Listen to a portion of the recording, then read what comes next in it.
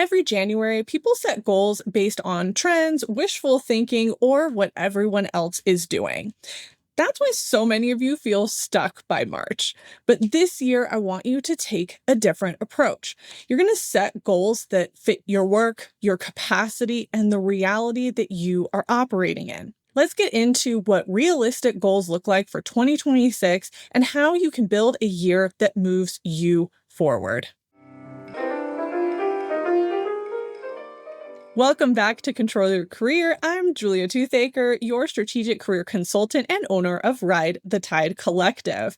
I help ambitious professionals take control of their career with clarity and intention. Every so often, I do a bonus episode in between seasons, and this is going to be a good one for the start of 2026. This bonus episode is going to give you practical guidance for the year ahead so that you can make decisions that actually support the career that you are building. Today, we're taking a realistic look at goals for 2026 and what progress looks like when you cut out the noise and focus on what matters. Let's get into it. So first, we want to figure out, what do realistic goals actually look like in 2026? And I'm going to say the market's been a little crazy in 2025.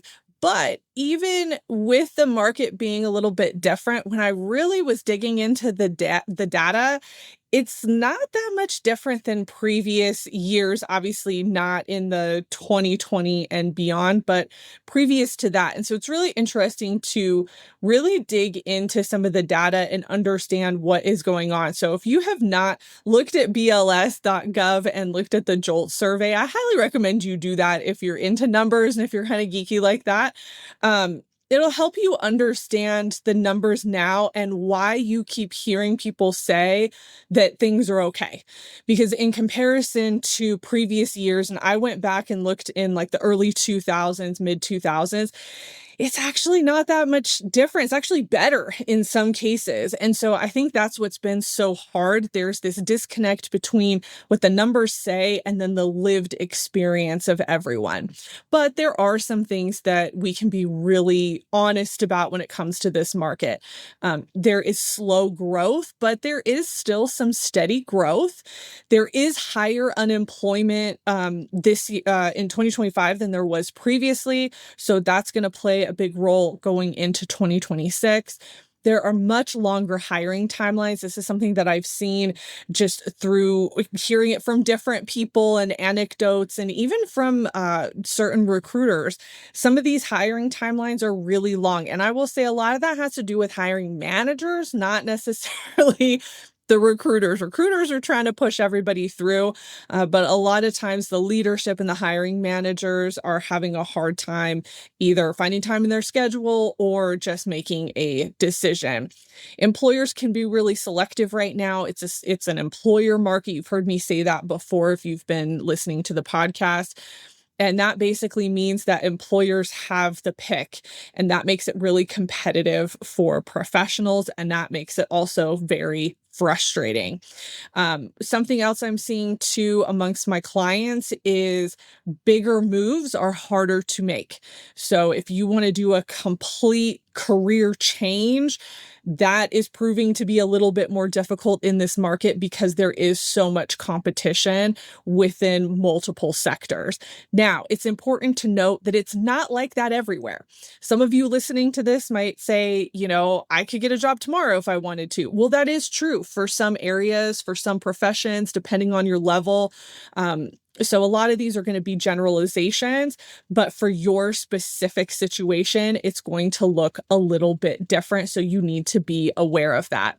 So when we think about setting realistic goals within our career, we have to take the market into account, because if our goals are about us moving into a different position, whether that's internally or externally, we have to understand what is going on. So definitely make sure that you have a pulse on the market within your field specifically. So obviously we have the broader market, but that's going to be a little bit more general. You want to dig into the data and the information for your sector to understand what's going on. Because, like I said, not everybody is going to be impacted.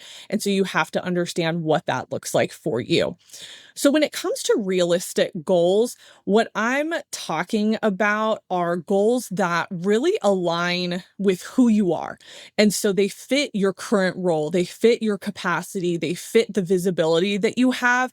And it's really a natural progression for you, whatever that might look like. It's going to align with opportunities. So if it's an internal position, it's going to align with opportunities that your company has available. I think it's important to understand your skill set when it comes to realistic goal setting. So you need to be really aware of the skills that you bring to the table and what you're ready for. A lot of people say that they want to go into management, but they're not ready. They haven't really had any experiences that build a case for them to go into management. And so what are those realistic goals going to look like for you? I think what's really important here when we're talking about realistic goals, and I love that word, realistic, it's not the big goals, okay? And it's not these like fantasies that we have when we're sitting at our desk going, I wish it was more like this. I think that there is a place for that, and I think that we should have that. But if we're talking about right now, I want to ground everybody. I want to make sure that we are looking at goals in a really practical way. It does not mean you can't have the big goals. So I'm going to talk about that in a little bit. Like, you can have the big goals, but right now we want to focus more on those, I would say, easier wins or more tangible goals that we can control. So what happens a lot, and what I hear people talk about, is having these goals that really are not realistic because a lot of times they are dependent on somebody else. And so this might sound like, I should get promoted this year because it's time. I need a new job because I'm bored. We talked about that in a previous episode. I'm going to switch industries because I'm bored in the industry that I'm in, but I'm not going to do anything to prepare to switch industries. And again, like I said, right now, it's going to be really hard to do those big moves. I'll just reskill into AI. I've been hearing that a lot. And then that'll get me a higher paying role. Well, we don't really know what's going on with AI. So doing a complete overhaul of your career into AI might not be the best answer. And then there are goals that sound really tangible. So something like, I want to be a director by Q3. It sounds like a good goal, right? Like, it's measurable, it's timely, for the most part, you understand the steps that are going to go into it, but is there a position that's going to be available? Is that an option for you? Does your company offer that? Do you have a connection somewhere where there's going to be an opening? So there's still a lot of factors that have to do with other people when it comes to that goal. I'm not saying it's a bad goal, but we want to really stick to the goals that we know we can accomplish because it's within our control. So what does that look like? So a realistic goal might look like strengthening cross-functional relationships. This is especially important if you want to go for an internal position or a promotion. You want to make sure that you have buy-in across the organization. You might want to improve your communication skills or your influence skills. We've talked about that in previous episodes in the last season. There's a couple episodes specifically on that. Increasing visibility, right? That's on you to get into the rooms that you can, to talk to the people that, have influence within the organization. Taking on an extra project that might stretch you a little bit or allow you to build up some skills that maybe you feel like you are lacking. If you do want to leave your position, getting really clear on what that next position is going to be. So what is the title that you're looking for? What type of organization do you want to be in? Really figuring out what that looks like and being clear so that you know what you're going for. Okay. And then figuring out skills. What skills do you have? Where do you need to progress? Where do we need to put a little bit more education in order to grow those professional skills? And then potentially looking at habits. Do you have some habits that you need to break or build? And what is that? And how does it connect to the future you? Now, I know that these sound really basic for some of you, and some of you are going to go, oh, I could get that done in Q1. That's great. This is what I'm talking about. This is what we want right now, especially for, I think, my more high achieving clients. A lot of these things they'll get done in Q1, Q2. Great. Then you move on to the next thing. But what I'm trying to get across here is we need to build these smaller, more realistic goals right now, just because we don't quite know what's going on in the market. Now, does that mean you can't go out and apply for jobs? No, you absolutely can. But understand that the lead time for that is long. And so we don't know how long it's going to take you to find a position. And so investing your time in some of these smaller goals is going to help you in terms of giving you some of those wins early on versus getting frustrated looking for a position and not getting where you want to be. Okay. So does that mean you shouldn't have big goals? No. I'm going to repeat that multiple times because some of you are going to say, but I want to do this. Awesome. I love that. That's the big goal. But what are the smaller goals that we need to get there? And let's focus on those right now. Okay. Because a lot of times those bigger goals, especially when it has to do with a promotion or a new position, they have variables that are outside of your control. Okay. That relies on somebody else, a hiring manager, a situation, how people perceive you. And so we want to get into a space where you can actually have more control over the goals. Okay. I think the big goals too can lead to burnout. They can lead to disappointment.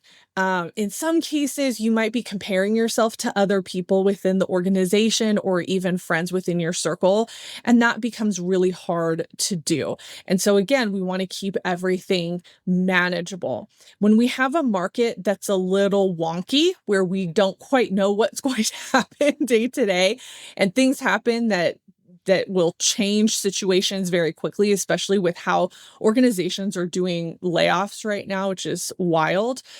These really small wins can help us move forward better.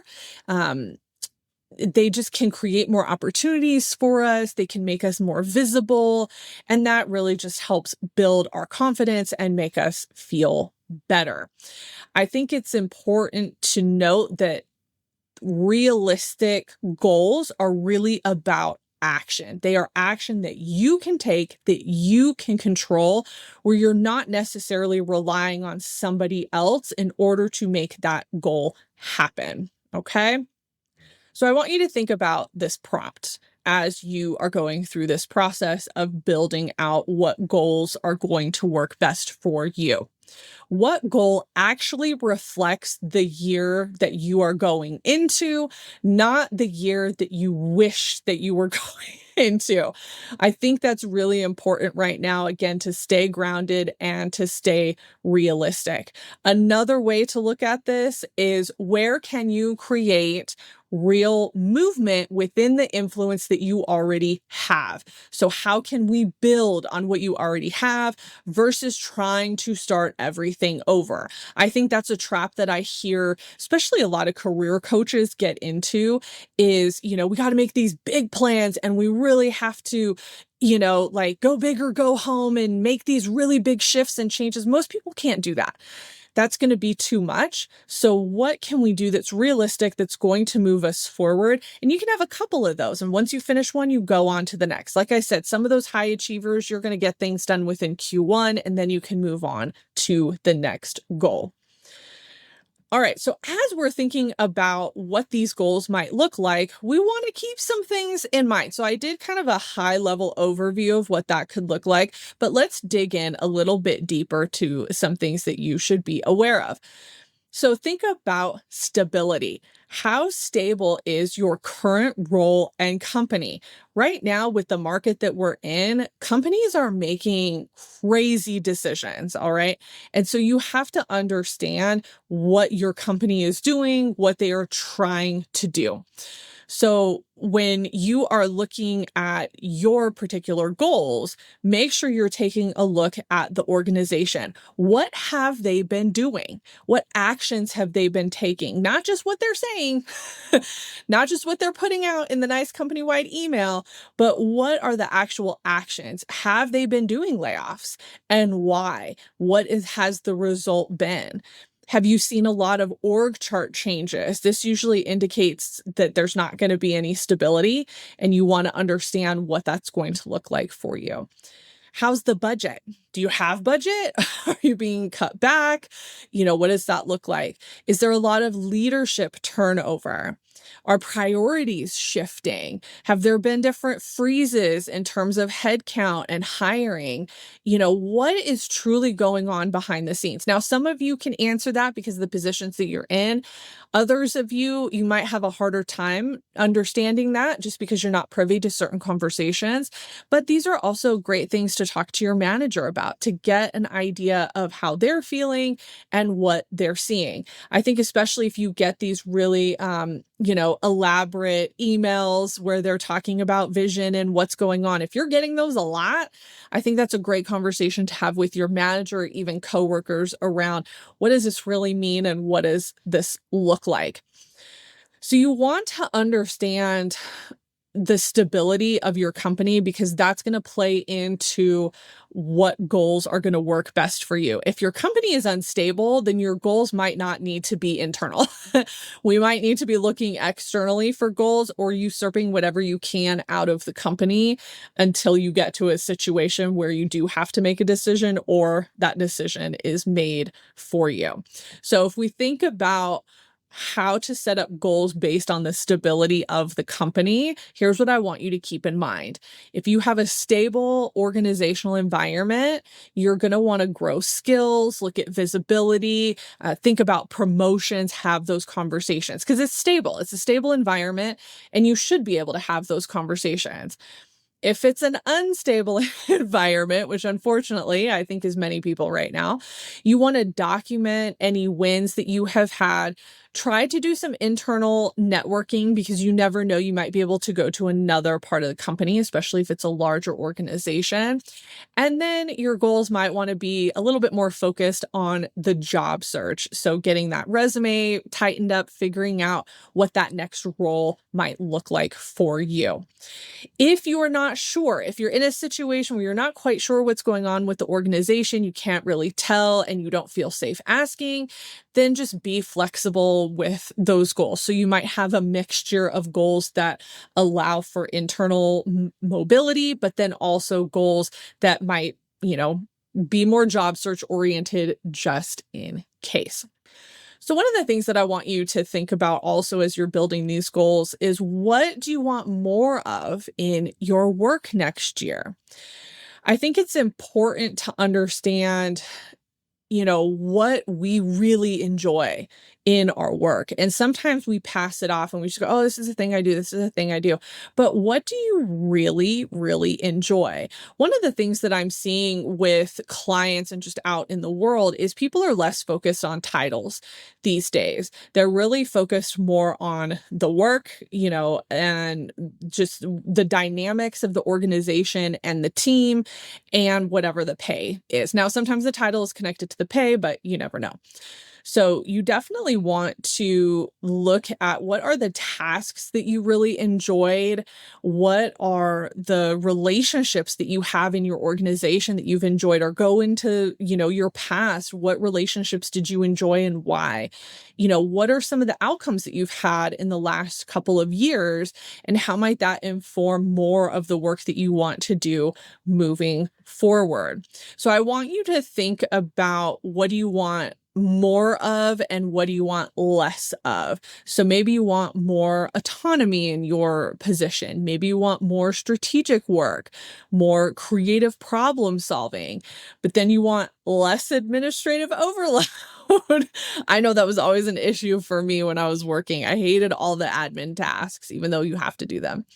I wanted an environment that was less reactive. I know I lived in that, so that's something that I would consider as well. And then also maybe less ambiguity. So you want to get more clear on what's going on within the organization. So if you were to build a goal around that, it might be to be more open with communication with your manager and learn to ask better questions so that you can get clarity in your position. All right. Okay, we're going through a lot of different areas with this episode, so hang with me because I want to make sure that you're building really good goals for this year. And some of you might be like, I don't want to build goals, but chances are, if that's how you feel, you're not listening to this episode, so it's totally fine. All right. The next area I want to look at is skills. The reason that I want to look at skills is because I think we have a lot of narratives around skills right now.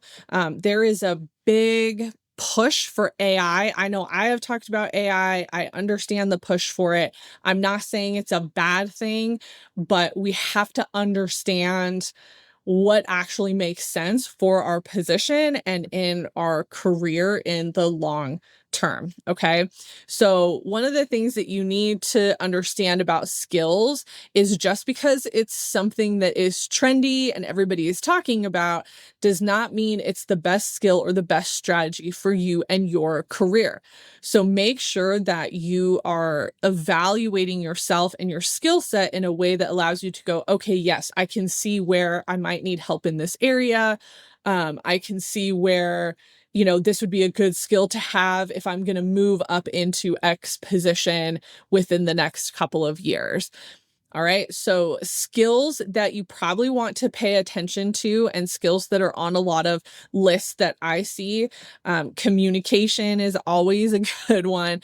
Collaboration, adaptability.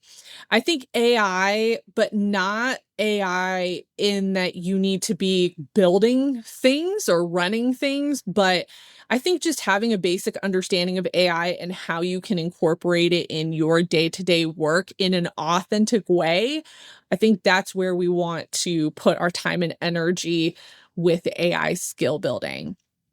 Decision making is always a good one, especially if you're in management or want to go into management or continue higher. And then cross-functional influence or just influence in general. So how do you build influence in your organization? I think that's something that most people would benefit from as a skill to really put some energy into. So when we're thinking about skills, choose one, maybe two that you really want to build. I would choose a hard skill and a soft skill. I think that's a really good mix to make sure that you're getting like the best of both worlds. And then make sure whatever you decide to do, it's measurable. It's something that you can actually use within your job and you can practice. So when we talk about making it measurable, that could be, taking a course, watching videos, reading a book. It doesn't have to be anything crazy. You don't have to go get another degree. Okay. It's not about that. It can be very simple, but just make sure that you're outlining what that could look like for you. All right. And then I want to leave you with the skill section, asking yourself, what skill would make your job easier if you leveled it up this year? And secondary to that, what skill is missing that you need to be able to get to the next level in your career, whatever that might look like? All right, let's go on to visibility. This is something that I've been talking about a lot the last year in 2025. This is something that I think is really underrated when it comes to professionals. They don't think about it a lot, and then they get upset when somebody gets the promotion over them because that person was just more visible. Now, sometimes they're not, sometimes they're connected in the right way, but that connection is still visibility. And so you want to make sure that you are making yourself visible within your organization in a way that makes sense.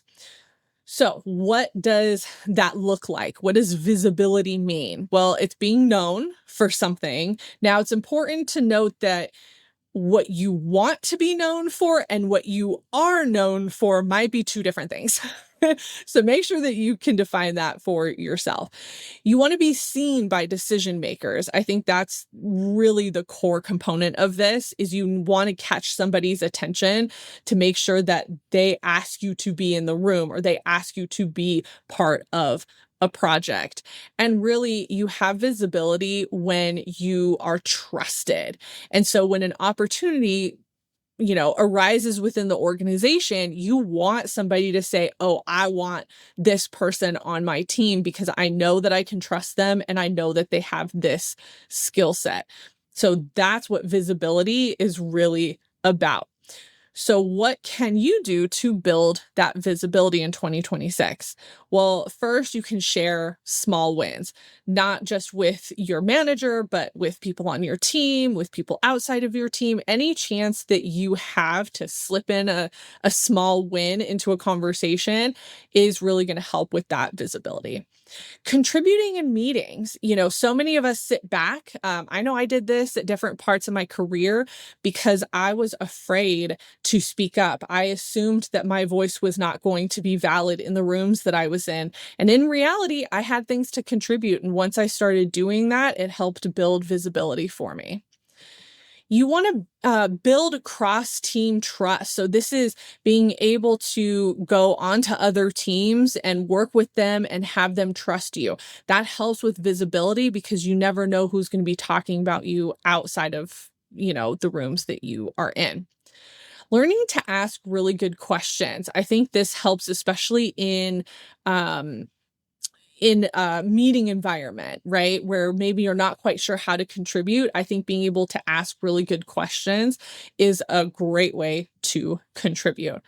And then also, when it comes to leadership, you want to make sure that you're giving updates that are really clear. And sometimes that's being aware of the communication style of the leader and communicating things in a way that works for them. I've had leaders that want bullet points that have just a few words. They don't want paragraphs of information. It doesn't mean you can't have that, attached to an email or whatnot, but they want the short version. They want to know what they want to know. And so understanding that communication is really going to help you moving forward. So, what are some things that block your visibility? Staying quiet. That's always going to block visibility. Overvaluing humility. This is really hard for some people because you don't want to have an ego or you see what ego looks like and you don't want that. The problem is you overcorrect and then, you're being too quiet and now we're not building any visibility. So you have to find that balance for yourself. You avoid conflict. Sometimes we've got to step up and we need to say something and we need to say something in a group in front of people, obviously in a professional way, but that helps with that visibility when you can speak up for yourself or even speak up for others. And then so many people are waiting to be discovered. They think if I just do really good work, somebody's going to notice. They're not. You have to tell them. You have to tell them. And that's where I see a lot of people get blocked on visibility. So if visibility is an issue for you, then this is something that I really want you to think about focusing on for 2026. It's a really good goal to have for most professionals and for the most part is within your control. All right. Okay. So what if we're feeling stuck? What if we feel stuck in our career? What does that look like? Okay. So first of all, feeling stuck is very normal. I do have some episodes related to feeling stuck where I go a little bit deeper with it, but just understand that this is not an uncommon feeling to have. And especially at the beginning of the year, it's not uncommon to feel that way either. But it doesn't mean that you have to leave the position. And so I think a lot of people will feel stuck and then their goal will be, I need to get out of here. And that's not always the best thing to do. So I want you to think about different options when you are feeling stuck. I want you to think about broadening your responsibilities. What are some things that you could take on that might stretch you, right? That might be a new goal, a new skill that you would want to learn. So think about that, broadening responsibilities. Possibly restructuring your workload. This is a little bit more involved, but it can help to just mix things up. So have that conversation with your manager about how you can make some changes when it comes to the workload, if that's an option. As for stretch opportunities, this is always something that I encourage professionals to be doing on the regular. You want something that is maybe in an area that you want to grow into, or just something that you don't know about that you want to learn about. And that really helps you mix things up a little bit and see if you want to do something different. This is a really undervalued strategy, but pairing up with somebody who is really strong in an area that you're not as strong in, and kind of coming together and doing like a best of both worlds type of thing. I think that can be really great, especially on a project. I know I had a coworker where we had very different strengths, but we valued each other's strengths. And so when we worked together, we understood where everybody fit, and it made us a really great team. And it was something that I think kept me from feeling stuck in the position, because I had somebody that I could really rely on, and I didn't feel like I had to do everything myself. Now, not everybody's going to be in that position, but if you can do that, I think it's a great way just to help you learn from somebody else and possibly get out of whatever funk you might be in. And then, thinking about what your stuckness actually is, and if it's something that you can fix more immediately. So is it the environment? Is it your manager? Is it the workflow? Do you have a skills gap? Do you have a confidence gap? That happens quite often when we get stuck. We just don't feel ready for whatever we are doing. So you want to ask yourself, what would make my current position feel meaningful again? But remember, if you're stuck, it's not uncommon to be stuck, and building some really strong goals around that are going to be really helpful for you. So let's talk about what to do if you're unemployed. So I know so many people have been unemployed, or they just found themselves unemployed at the end of the year, which is the absolute worst situation that you can be in. And I can't believe that companies are doing it, but here we are. So if you're unemployed, what do those goals look like? I mean, the ultimate goal is to find another job. Totally get that. But that can also get very overwhelming. So that's going to be the big goal. But what are some of our smaller goals that are going into that, right? Well, first, we have to really acknowledge what is happening emotionally. What is your emotional reality being unemployed, whether it's been for a couple of weeks or months, in some cases, a couple of years, unfortunately, for some people. So you're going to have fatigue. You're going to go through that, especially if you're in the multi-months process. There's going to be a lot of pressure. You're going to feel like, oh my gosh, I have to get a job immediately, right? Because finances, bills, all of those things. Also, your confidence is going to take a dive.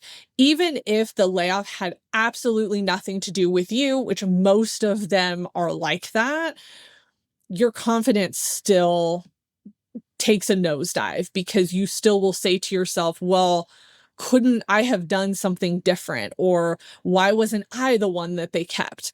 And so it just can absolutely wreck your confidence. Okay. So I want you to be very real about that, because if you don't understand what you're feeling, if you don't understand just the pressure that you're feeling around unemployment, it's going to make it really hard for you to move forward. All right. So what can we focus on? What are some of the goals that we can have if we are unemployed? First, have a really clear job target. So many people are throwing so much out there that that's part of the reason why you're getting rejected. I'm not saying it's the only reason, but it can potentially be a reason. So get very, very clear on what you want to apply for. Make sure that you are networking. I know some of you are going to be like, it doesn't work. It doesn't work. It does work. It doesn't always work, but it does work. And the best thing that you can do, especially if you are recently unemployed, is start talking to people and start getting your name out there again. All right. Make sure that you're managing your energy. So, think about how many applications you're putting out, the time it takes, the energy that it takes. There are some people that will say, I apply to 30 jobs a day. Well, I mean, okay, do you have to do that? It seems like a lot. So what does that mean to you in terms of energy, and how is it making you feel? And then also think about, how do we rebuild confidence? That's going to look different for everyone. So I'm not going to go in depth with that, but I want you to think about that for yourself. What do you need to help build that confidence back up? That's likely not work related, because you're going through the process of trying to find a job. So it's likely going to come from another source so that you can build that confidence again. Okay. One of the things that I want you to think about are micro goals when it comes to being unemployed, because a lot of times we feel like, I do have to apply to 30 jobs a day. What am I doing if I'm not applying to 30 jobs a day? I want you to think about this. One connection a day. Reach out to one person. Make one connection. One tailored resume. Okay, so maybe you have a couple different job titles you're going for. Pick a day and revise a resume to fit that job title, that job group. All right. Um, what is a measurable milestone? So that might be, I'm going to apply to 10 jobs this week. Notice I did not say 30 a day. 10 jobs this week. That's 2 a day on average. It doesn't seem like a lot, but if the positions are good positions, then it's going to move the needle. I will also add, if you are in this process, try to apply to positions that have opened in the last 24 hours. If they've been open for a few weeks, might not be worth your time. So try to be early in the application process for that. All right. I talked about the big dream goals and how we're probably not going to focus on that. There's too much going on right now, and it doesn't mean that you can't have them, but we have to keep everything manageable. So I want you to think about the big goals in terms of your longer term career strategy. So that's something that we're going to get to eventually. But I want you to then think of, what are the things that I actually need to be doing within the next couple of months that are going to help get me to that bigger goal. And so these are going to be your smaller steps and your smaller goals. I know that people define these things differently, but this is how I am defining it. Okay. So we're just going to go with it. So I want you to think about your dream goals, even if it's just to get a new position. Those are the vision. That's going to set the vision for you. But all these kind of micro goals that we're talking about throughout this episode, that's going to help us get there. That's building the case. That's giving us what we need to get to that dream, whatever it's going to look like. Okay. So once you have figured out what those goals are going to be, and I've given you a lot of different options of where you can go with that in this episode, you want to make sure that you are taking action. Action is going to happen day to day, week to week, month to month. So I want you to think about, what are your habits? What is your check-in process for yourself? So what are your weekly things? What are your monthly check-ins? What are your quarterly milestones? Anytime that you can identify that, depending on the goal that you have, is going to be helpful, because it's going to allow you to track the actions that you are taking. So what are we tracking? Well, it depends on the goal. So I'm going to leave that to you to figure out, depending on the goal that you have. But a lot of times it's going to be, I did the thing, I got this win, I made this connection. That's going to be a really great way to keep track of what you are doing. Honestly, I recommend having a notebook, because I like to write things down, but whatever method works for you to keep track of these things is going to be helpful for you in the long run. Okay. Okay. We're almost done. We're almost done. I want you to think about derailment. This happens so much. We set these big goals in January and then we get derailed by March, right? Because we haven't set the right goals. So here's what I want you to think about as you're going into goal setting and into Q1. I want you to think about the potential internal blockers that you might have.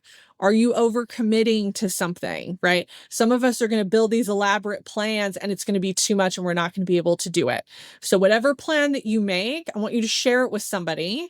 And then I want you to take a step back and go, is this too much? And then pull things off and keep it on like a parking lot list for yourself. Avoidance. We set the goal and then we don't do it. We avoid it, right? Fear of being seen. This is going to come with the visibility conversation. We're just not ready. We have this fear of being perceived. And maybe that's the thing you have to work through first, right? Before we actually set some of those other goals. Perfectionism. This is not about being perfect. This is about making progress. I know that that is going to be so hard for some of you, but it's something that you have to keep in mind. It's not about being perfect. It's about moving forward, about making that progress to the goal so that we can get to the bigger dream and the bigger vision. Old narratives that are inside of our heads that we're holding on to. We have to let those go. We have to recognize them and then we have to let them go. So be very aware of that. What are some external things that can happen in this market? This is what you need to be really aware of. Leadership changes is always going to be one of the big ones, especially if it's a direct leadership change to you. Any budget cuts are going to be a huge impact to things that you're trying to do internally, and any kind of team instability, whether that's, layoffs, like part of your team was laid off, or there's just a lot going on within the team that's not healthy. That's going to also be hard because you're going to have to manage your emotions and things through that to be able to do some of these goals. So how can we stay grounded through all of this if we feel like there's going to be different blockers for us, which everybody's going to have some kind of blocker. You just have to figure out what it is. Stay aware, be really aware of what's going on with you personally, internally, and then what's going on externally. Be able to adjust quickly. So if something happens externally in your organization, how do you need to shift those goals in order to make it happen, right? Keep documenting wins. I can't express that enough. Keep writing them down. And then keep building relationships. You want to have those relationships ready before you actually need them because you never really know. All right. We went through a lot in this episode, but it's because I want to make sure that you are choosing goals that work for you. That's why I'm not giving you the goals. You have to figure out what is going to work for your situation. So we talked about a lot of different scenarios and a lot of different options depending on where you're at. So hopefully through that, you've been able to identify something. If you've gotten to the end of this and you're like, Julia, too much, what is going on? I understand, I get it. But that's why my content is different, because I'm not just handing you the answer. You have to figure out what works for you. That's what makes it custom. That's what makes it realistic, right? But if it has been overwhelming and you're looking for a little bit more direction, here are some simple goals that you could start with that most people will benefit from. One is getting clear on what you want in your career and what you want in your current position. 2, strengthening communication in whatever way. There's lots of different, ways we communicate. So figure out what you need and set that goal. Improving visibility. That's always going to be helpful for everybody. And then 4, setting boundaries that protect your capacity. If you do not know how to set boundaries within work and life, this is definitely a great goal for you to figure out, and it will help you in the long run. Okay. Thank you so much for joining me on this special bonus episode to really lead us into 2026. I do have some free content that I think is helpful for this episode, so I will leave it in the blog post so that you can access that. One is going to be my values assessment that I think is really helpful in trying to get clearer on what you want. The other is actually a goal setting document that I think is really helpful for the beginning of the year as well. So thank you so much. If you enjoyed this episode, please share it with somebody that you think would benefit from it. And please don't forget to subscribe. Until next time, keep controlling your career.